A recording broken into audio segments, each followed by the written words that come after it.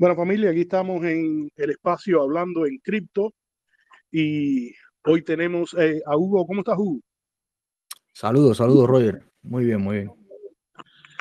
Bueno, ¿cuáles son, en tu opinión, las cosas más importantes que están pasando en el mundo cripto? Bueno, en mi opinión, las cosas más importantes tienen que ver con la adopción como tal. O sea, como hemos ido mirando que muchos países, y tenemos un ejemplo incluso en Latinoamérica, ya países bien pioneros, que incluso a pesar de que en países desarrollados se ve que se han tomado su tiempo para tratar de manejar todo esto de la cripto. Incluso hay países latinoamericanos que han dado pasos bastante adelantados. Tenemos el caso del El Salvador, ¿no? ¿Cómo se llama el presidente Salvador? Bukele, ¿no? Nayib Bukele. Nayib Bukele. Entonces, que han hecho cosas muy, aunque ha sido criticado por el hecho de que justamente después eh, de, de, de, de que tomó esa medida, bueno, las cripto cayeron en valor, etcétera. Yo creo que no es, a pesar de eso, yo particularmente no pienso que fue una mala decisión. Simplemente él no sabía, ni nadie podía predecir que iba a venir el COVID y que las condiciones del mercado iban a cambiar. Pero en general, a mí me parece muy interesante. A veces no se profundiza tanto de la cripto, pero los proyectos de criptomonedas están avanzando más rápido de lo que la gente eh, eh, se da cuenta. O sea, va a tomar mucha gente de sorpresa porque hasta hoy no es la mayoría del público que sabe mucho de la cripto, pero además de eso, dentro del mundo y de la gente que saben de cripto, no ven la cripto todavía como un tema de simplemente hacer trading, y eso no es real. La potencialidad de la cripto no tiene que ver específicamente con el trading. Las potencialidades reales de la cripto está en los sistemas de transferencia y los sistemas financieros y que se van a crear alrededor de la tecnología sobre la cual se basan las cripto. Y entonces, la gente que entiende un poco, porque incluso son sistemas financieros de un nuevo tipo, tampoco es que podemos aplicar las mismas fórmulas de los sistemas financieros que veíamos en las monedas tradicionales, tampoco es que se pueden crear con la cripto. Al contrario, las cripto nos abren un mundo de sistemas financieros bastante más complejo y bastante más sofisticado que lo que conocemos hasta hoy. Entonces, porque además un mundo como sabemos, la cripto tienen esta característica fundamental, que es ser descentralizada. Entonces, teniendo en cuenta todo esto, el hecho de ver al presidente de un país, en este caso Bukele, como ejemplo, dar un paso tan adelantado, yo supongo que porque tiene unos buenos asesores económicos que le están diciendo, mira, esto es algo que viene inevitablemente, y simplemente la gente que se ponga las pilas y den los pasos que haya que dar primero desde el punto de vista financiero, van a aprovechar mejor todas las oportunidades que la cripto van a traer al mundo. Que repito, aunque mucha gente que ya saben un poco de cripto, en realidad todavía lo ven como una cosa de trading. Realmente el trading de una moneda tradicional por una cripto, en realidad yo te diría que casi que no tiene sentido cuando tú realmente lo tiras contra la verdadera usabilidad que van a tener la cripto desde el punto de vista financiero, ¿no? Entonces, todo lo que hay alrededor de esto, todas las compañías, incluso que también están dando los primeros pasos de aceptar vender su producto en cripto, o de aceptar hacer transferencias eh, eh, en cripto, hacer transacciones. Yo creo que todo eso está bien interesante lo que está pasando. Y eso es lo que a la larga, a mí no me gusta incluso hablar de valor de la moneda, porque es como que siempre lo están comparando con el dólar, por ejemplo, ¿no? En este caso. Y entonces tú dices, bueno, le va a dar más valor a la moneda. Sí, le va a dar más valor porque lo estás comparando con el dólar.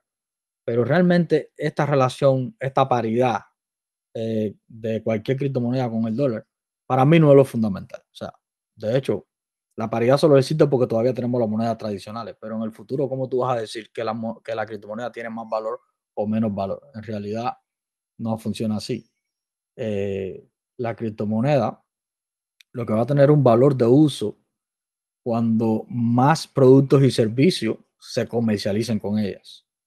Y ese valor de uso no va a estar en una paridad con otra moneda. O sea, las otras monedas en realidad lo que van a desaparecer o a carecer de sentido cuando un mercado esté ya gobernado por un sistema financiero impuesto a través de esta criptomoneda descentralizada. Eso es una parte. La otra parte que a mí me parece muy interesante es que muchas de estas herramientas financieras que se están creando a través de la tecnología, que es la base de la criptomoneda, eh, van a requerir una curva de aprendizaje por la sociedad en general. Y eso es lo que yo estoy mirando, que cada vez está dando mejores resultados. Todavía no es de conocimiento general de toda la sociedad a nivel mundial, pero la gente que saben lo que viene, Roger. Saben muy bien lo que viene. Exactamente, estoy muy de acuerdo. Yo te voy a tirar unos cuantos ideas que yo tengo que me gustaría saber cuál es tu opinión, a ver en qué estamos de acuerdo y en qué quizás tenemos discrepancias. Primero que todo, te iba a proponer, tú te has dado cuenta ya la velocidad que está cogiendo esto y me parece que es exponencial. Yo creo que sale suficiente material ya casi a diario como para hacer un podcast semanal y, y yo creo que le podríamos dar un servicio a la gente con lo poquito que uno pueda saber, ¿no? Yo creo que tú estás más empapado de esto que yo, pero hay tanto desconocimiento que hasta alguien como yo, que lo que conoce es muy básico, está por encima del averaje de la gente. Entonces, yo creo que sería una buena idea hacer un podcast más o menos semanal, porque cada uno tiene sus cosas. Ahora, te voy a tirar unas cuantas ideas, una por una, para saber tu opinión. Totalmente de acuerdo contigo en lo que es el valor del Bitcoin. Yo pienso que todas las fluctuaciones del precio hasta ahora son falsas. No son una buena representación de lo que está pasando porque están basadas casi todas ellas en el mundo occidental mirando este fenómeno como inversión. En el mundo occidental no nos hace falta la adopción de Bitcoin tal y como fue diseñado, porque aquí tenemos tarjetas de crédito, ATM, tenemos Zelle, tenemos Venmo. Yo creo, y es la primera idea que te tiro. Bueno, primero que todo, entre paréntesis, lo que tú dices del valor de Bitcoin, exactamente. O sea, tú puedes comprarte un auto y si un día se rompe una lámpara en el patio de la casa, tú puedes pararte arriba del auto y cambiar la lámpara y usar el auto como una escalera.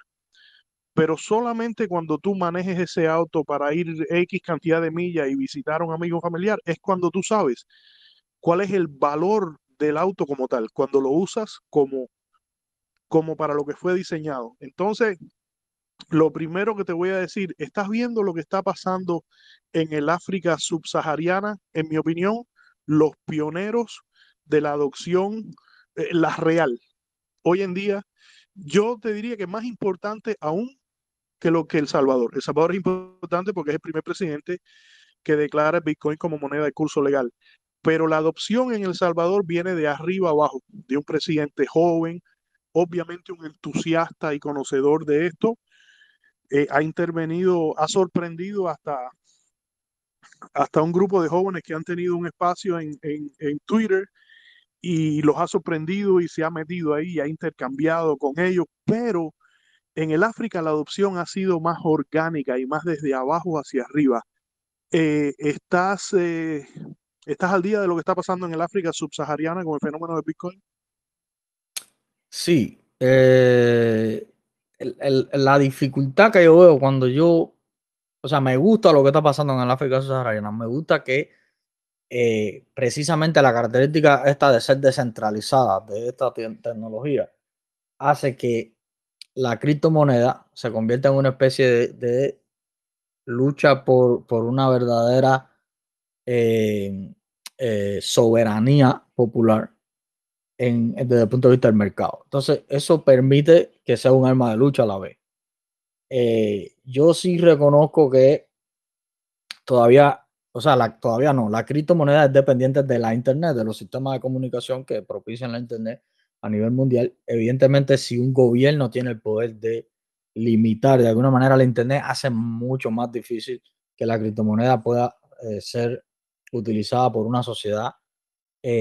Nosotros no hemos visto estos vestigios todavía en el caso del África subsahariana, porque bueno, me imagino que quitar la internet o limitar la internet a una población de momento puede causar un problema grave en ese tipo de sociedades, ¿no? Puedo hacer, Eh, puedo hacer un paréntesis ahí porque no sé si has visto, yo hace un tiempo atrás puse en el grupo Bohío Abierto un mini documental en Sudáfrica. Hay un muchacho que diseñó la capacidad de usando teléfonos viejos, esos Nokia viejos de botoncito, no sí, teléfonos modernos, no inteligentes, de enviar y recibir Bitcoin usando mensajes de texto. O sea, ya con eso no les hace falta ni el internet. Simplemente con una línea telefónica y mensajes de texto están enviando y recibiendo Bitcoin. A mí me parece que eso es algo significativo. sí, es significativo, o sea, pero sigue siendo un medio de comunicación que tiene alguna dependencia porque fíjate, aunque no sea internet como tal, o data incluso, sigue siendo una red los servicios estos de teléfono antiguo, incluso aunque sean analógicos, siguen siendo una red. Entonces, sigue siendo una red que requiere de transmisores, etcétera, etcétera. Cosa que yo no estoy diciendo ahora que va a venir un gobierno autoritario y va a eliminar todos esos sistemas de comunicaciones ni la internet, pero sí tener en cuenta que cuando se habla de criptomonedas, se habla de algunos medios de comunicación por lo que esa información puede ser transmitida. Porque incluso yo te puedo vender a ti criptomoneda que está impresa en un papel. Fíjate, eso es posible. Hasta eso es posible. Eh, pero, Sí, claro, con un paper wallet. ajá, pero cuando tú estás hablando de una sociedad que va a usar la criptomoneda para establecer un mercado, ¿ya? Y para hacer eh, transferencias, o sea, transacciones y etcétera. Tú no puedes hablar de todo ese tipo de limitaciones como vías porque realmente hace un proceso lento, es como, o sea, es como ir para atrás en el tiempo prácticamente, ¿no? Ahora, no, yo no quiero llegar hasta allá porque yo no creo que en esos países van a tumbar el internet. Yo no creo que eso va a pasar. Además, eso sí crearía una revolución social Y es muy improbable que, gigantesca. que por mucho que el Bitcoin sea una amenaza, las implicaciones de tumbar o el internet o las redes de comunicaciones telefónicas, yo creo que es muy improbable que pase algo como eso. Sí, es muy improbable. Pero yo solo lo pongo a colación porque sí hay países donde hoy la internet es muy limitada y entonces es muy difícil pensar que el Bitcoin puede ser una solución para el desarrollo de una sociedad con ese tipo de limitaciones. Y yo te pongo el caso de Corea del Norte y todo eso. Pero ese no es el caso del África subsahariana. Eso hace más interesante el hecho de que las personas están usando. Mira, yo te lo voy a poner desde otra perspectiva. Mira, la soberanía desde el punto de vista de la democracia, ¿ya? Hoy se ve mucho radicada en el voto, ¿ya? Por ejemplo, tú tienes un país como Estados Unidos. Yo no quiero introducir el tema de la corrupción y todo eso, no quiero llegar hasta allá, eso sabemos que existe, pero digamos que idealmente en Estados Unidos la democracia radica en el voto. Pero la moneda, que es el dólar, es una moneda centralizada. Y al ser una moneda centralizada, hay una competencia entre el voto como mecanismo de presión de lo que el pueblo desea y entre lo que una élite puede hacer con una moneda centralizada. Entonces, esa moneda centralizada entra en competencia con ese voto o con esa forma de expresión de la democracia en Estados Unidos. Entonces, si tú traes entonces una tecnología que crea una moneda que es descentralizada, lo que en realidad tú lo estás haciendo es eliminando esa competencia que te digo que existe. ¿Por qué? Porque ahora el pueblo tiene el voto y la moneda. ¿Me sigue lo que quiero decir, no? Obvio, Entonces, obvio. imagínate lo que tú estás poniendo en el África subsahariana, que África siempre ha sido un lugar donde a través del tiempo hemos visto muchos gobiernos autoritarios, etcétera, etcétera. Lo que tú estás poniendo en la mano del pueblo es la posibilidad de tener el voto, que lo puede ganar con con mecanismos tradicionales que conocemos, revoluciones, luchas sociales, etcétera, más un control sobre la moneda. Entonces, sin moneda centralizada, la moneda ya no le hace competencia al voto, no le hace competencia a la democracia, sino que ahora el pueblo tiene las dos maneras de que su representante a nivel político eh, se le sea más limitada aún la corrupción o se le sea limitado el poder que pueden ejercer sobre incluso el mismo llamado mercado libre, porque aunque cuando tú vienes a Estados Unidos, tú puedes decir que Estados Unidos tiene un mercado libre, pero en realidad no es tan libre porque la moneda sigue siendo centralizada. ¿Entiendes? Entonces, ajá, entonces, ¿qué pasa? Cuando tú ves que eso está pasando, que en el África subsahariana ahora la criptomoneda representa la posibilidad de un poder político también, entonces estamos casi que viendo un nuevo tipo de revolución a nivel mundial. Yo, ¿Entiendes? yo preveo, yo preveo, mira, los otros días estaba escuchando un podcast muy interesante que decía los paralelismos que existen en el fenómeno Bitcoin con los hongos, sobre todo un tipo de hongos que se considera como el árbol o la especie vegetal más exitosa del planeta. Y los hongos tienen ciertos mecanismos de propagarse, de hacer química fuera de su cuerpo, de esperar los momentos ideales para brotar, etcétera. No me recuerdo ahora los detalles, pero está brillante. El caso es de que, como yo veo esto en el África subsahariana, surgieron primero unos brotes individuales. Yo creo que el primero no fue Nigeria. Nigeria llega un poquito tarde en comparación. La región que primero lo empezó a adoptarlo fue la región del sureste más o menos africano, lo que es Kenia, Uganda, Ruanda. En esa región se convierte muy popular, pero llega hasta ahí. Sobre todo los granjeros. Yo leí varios artículos que hay muchas zonas ahí que la gente no tiene cuenta de banco, no tiene ni documentos de nacimiento ni nada de eso.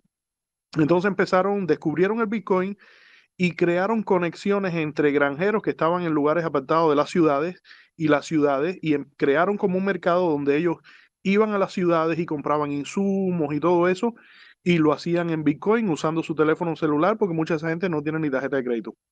Nigeria llega a la explosión de Bitcoin llega, no sé si yo lo he comentado varias veces. En el 2020 el gobierno nigeriano crea una fracción de la policía, se llamaba SAR. Y los jóvenes empiezan a denunciar que estaban torturando, secuestrando, asesinando.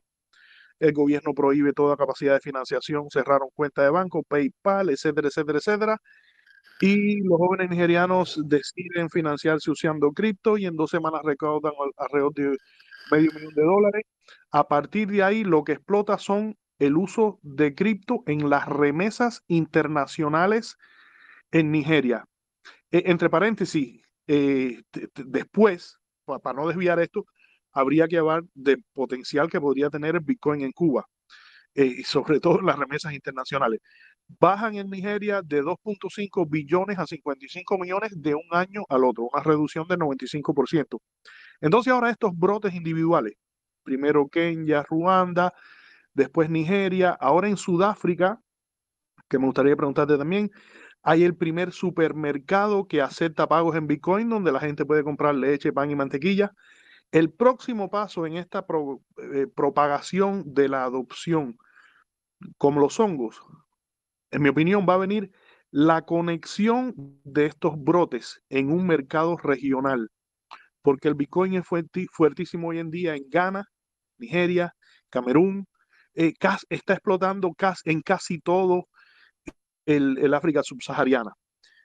Esos brotes, cuando se unan, van a convertirse en un mercado regional de un enorme potencial, porque antes los nigerianos si querían hacer negocio o importar algo de Nigeria a Mali o a Ghana, había que pasar por el aeropuerto, declarar, transferir a otra moneda, que si la tasa de cambio, etcétera, etcétera, etcétera. Hoy en día pasan por aduana y declaran, qué sé yo, $50 y cuando llegan allá tienen acceso a negociar usando con Bitcoin, con un mercado local que también lo usa y que elimina una serie de barreras que en mi opinión van a empezar a tener un efecto en esa economía regional que a partir de ahora yo creo que vamos a empezar a ver. No sé qué tú piensas de eso. No, coincido completamente. Las posibilidades, las criptomonedas abren un diapasón de posibilidades una vez que la gente tiene acceso a ella, y una vez que, como explicaba antes, se convierte en una nueva forma de hacer incluso una revolución, de hacer incluso que un mercado sea mucho más justo en su dinámica de mercado. Claro, Eh, es y un in- igualador in- que in- ¿eh? juega el papel de un igualador económico. Va a haber gente que va a seguir teniendo Sí, más sí, dinero sí, que sí, otros, sí. pero tumba una serie de diferencias grandísimas Sí, yo te y pone diría que como la un palabra orden de podría cosas. ser, sí, sí, yo te diría que la palabra podría ser ecualizador, en eso que tú estás diciendo. Sí. Eh, pero es como tú dices, más o menos que empieza a crear una especie de nivelaje, pero además un concepto, una cosa que tú dijiste, no la dijiste con la palabra que la voy a decir, pero yo creo que cuando tú hablaste de crear un bloque, tiene mucho que ver con que la forma en la que las criptomonedas se pueden emplear no tiene frontera. Cuando te digo frontera, me refiero a frontera física. La criptomoneda no cree en país, no cree en eso. Entonces, si tú tienes todos estos países que están interconectados, donde la gente puede empezar a establecer este tipo de comercio, eh, fuera de los límites que gobiernos pudieran poner o que regímenes autoritarios pudieran establecer. Entonces, esta nueva forma de lucha se replicaría, como tú bien decías, como los hongos, de una manera muy eficiente. No habría prácticamente frontera. O sea, la frontera solo existirían por imposición, pero realmente la gente podría comercializar sin tener en cuenta esas barreras, ¿no? Que ponemos. Entonces, Claro, porque es bien inte- el otro paso, Hugo, simplemente parte de la perspectiva, es Mm, que paso a paso, ¿no? Primero los brotes regionales, después sí. la unión e intercomunicación de esos brotes regionales, los que están cerca geográfica y culturalmente, primero los solos en bloques regionales, ¿no? La delantera y los pioneros de esto están haciendo los africanos. Pero después, esos bloques regionales, con el tiempo, que yo creo que no va a ser mucho, se van a unir con otros bloques regionales, porque ahí viene Latinoamérica, ya no es solo El Salvador, ya hay lugares turísticos de Guatemala donde se está empezando a replicar el fenómeno del Salvador y hay cantidad de negocios usando Bitcoin, pero además hay un movimiento grandísimo en Latinoamérica, en Venezuela, Brasil, Argentina. Entonces, lo mismo que está pasando en África, que nos lleva a la delantera, que va a formar, en mi opinión, el primer bloque regional de comerciar en Bitcoin en el mundo. Ahí atrásito va a venir Latinoamérica. Y eventualmente ese bloque se va a comunicar con este bloque. Porque la gente que haga negocio internacional, que empieza a conocer de esto, cuando vaya a ese otro país, va a averiguar dónde puedo y usar Bitcoin. Cómo está la cultura regional de aquí, en qué lugar puedo usarlo. Y esa serie de conexiones, como un hongo, van poco a poco a ser una red que va a llegar a ser global. Y no estoy hablando de 10 o 20 años. La velocidad que está avanzando esto, yo creo que para el 2030 no tenemos idea en el mundo que vamos a estar. Bueno, espero que sea un mundo más organizado desde el punto de vista financiero, ¿no? Eh, pero, fíjate, aquí hay algo interesante. El Estado no puede quedarse sin dinero. Entonces, las criptomonedas traen una especie de dinámica desde el punto de vista financiero donde la gente pudiera simplemente empezar a comercializar fuera de este papel del Estado o de los gobiernos, en este caso, supervisor de la economía. y al estar fuera, pues pueden dejar el Estado sin financiamiento. Y esto es un problema, porque evidentemente el Estado tiene que tener financiamiento, el Estado tiene que poderse ocupar de determinadas cosas como la salud, la educación, la atención tú sabes, a las personas que tienen problemas de salud o incluso, tú sabes, los tradicionales, todos los servicios sociales que conocemos, el welfare, como le dicen aquí en Estados Unidos. Entonces, hay un Claro, peligro el serio. Estado tiene una función que cumplir en la sociedad, por Ajá. Entonces, mucho hay un que los peligro serio. Entonces, ultralibertarios quieran limitarlo a su mínima expresión. El Estado lo que tiene que funcionar bien y sin corrupción, pero tiene una función social que cometer. ujú. Ahora, yo con esto, sí, claro. Entonces, yo con esto no estoy diciendo que la necesidad del Estado va a desaparecer. Yo lo que quiero decir en realidad es que pudiera incluso empezar a verse el Estado de una manera diferente. O sea, adquiriría una dimensión diferente y sería un Estado donde es más difícil que el funcionario público se corrompa, mucho más difícil, porque los mecanismos de corrupción serían mucho más complejos de hacer en un mundo donde la moneda es descentralizada y no hay una élite que tiene posibilidad de control. Entonces, Exactamente. Y ajá, donde todo esto está con la transparencia del blockchain, de que este es el mundo que yo me imagino. Los ujú, estados eventualmente van a tener que ponerse al día porque esto no creo que lo puedan parar y después vamos a hablar de lo que está haciendo BlackRock, el grupo inversionista más grande del mundo. ujú. ¿Ok? Entonces, el mercado aquí va a jugar un papel.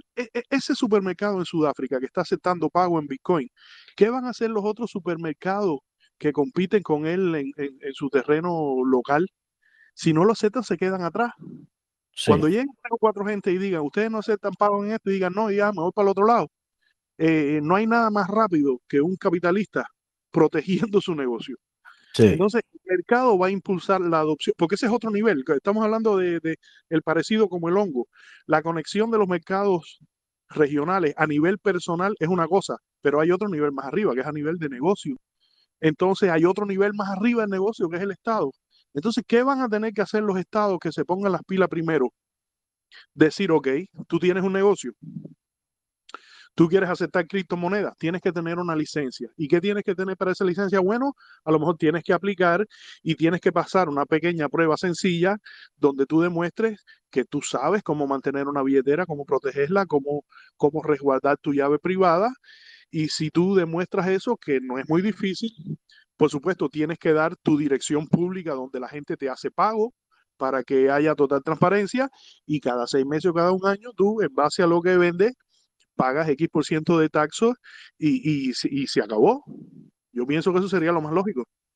el Estado que lo haga, como tú lo estás explicando, el Estado que lo haga lo más pronto posible va a ser un Estado mucho más exitoso a futuro y que va a tener muchos problemas, muchos menos problemas que la gente que lo haga más tarde. Porque el problema cuando las cosas pasan de golpe o tú eres como Estado obligado a hacerlo porque el resto ya te dio adelante, tú vas a sufrir consecuencias más, peores económicamente hablando. Pero si tú eres un Estado que desde ahora te está poniendo las pilas y estás desde ahora tomando pasos hacia ese futuro que tú estás diciendo, que tú estás hablando, tu proceso va a ser menos, tu cambio va a ser menos traumático. Y entonces el gobierno que se adapte a eso y que menos haga resistencia a ese cambio, también va a ser un gobierno eh, que, que, que va a perdurar en el tiempo más que un gobierno que hoy se resista de una manera autoritaria y mañana tenga que ser tumbado por este tipo de revoluciones que lo dejan sin financiamiento, que lo dejan sin poder prácticamente de la noche a la mañana. ¿Me entiendes? Los Entonces, primeros estados, en mi opinión, los primeros estados que adopten el Bitcoin como moneda de curso legal van a tener una ventaja, van a recibir un incremento del turismo, porque hay un movimiento de entusiastas del Bitcoin en el mundo que es grandísimo. El Salvador, aún con la bajada de precio y todo, ha tenido un incremento significativo del turismo y de su Producto Interno Bruto. Y miren lo que es El Salvador. Compárenlo, por ejemplo, con una islita que hay en el Caribe que se llama Cuba. El Salvador tiene solamente costas al Pacífico. En el Pacífico no están las mejores playas de este hemisferio. Aún así tiene una playa que es buena y conocida para el surfismo y lo han estado explotando bastante bien. Cuba, en el Caribe, más grande, más con todo la magia que tiene la cultura cubana, que tiene muchos admiradores a nivel mundial. El incremento del turismo en caso de que un lugar como Cuba u otro eh, lo aceptara como moneda de curso legal sería, yo no tengo absolutamente la menor duda de ese beneficio. Por lo menos en el aumento del turismo, eso sí o sí. Y en el de la economía. Los que lo adopten más tarde van a tener menos beneficios. No sé si oíste que ya el segundo país, bueno, no es país, sino es una región autónoma de Portugal, Madeira, es el segundo lugar del mundo que creo que lo acepta como moneda de curso legal. No había escuchado esa noticia. Madeira, Yo, si pones en YouTube Madeira y Bitcoin, vas a ver que hay un grupo de jóvenes que fueron allá y le hicieron una presentación al gobierno y el gobierno lo aceptó. Pero bueno, ahí en ese mismo mini documental, esos jóvenes que fueron ahí, hicieron la presentación, dicen, esto yo creo que estaba vendido antes de que hiciéramos la presentación porque el presidente de ahí era desde antes ya un entusiasta de Bitcoin. qué interesante. Mira, bueno, tú introduciste en el tema ya a Cuba. ¿Cuáles son las cosas que a mí me preocupan en Cuba? Nosotros, o sea, antes de que tú introdujeras a Cuba, quedamos más o Hugo, menos. disculpa, no sé si será mejor dejar Cuba para el próximo podcast para dedicárselo entero, porque hay muchísima tela donde cortar.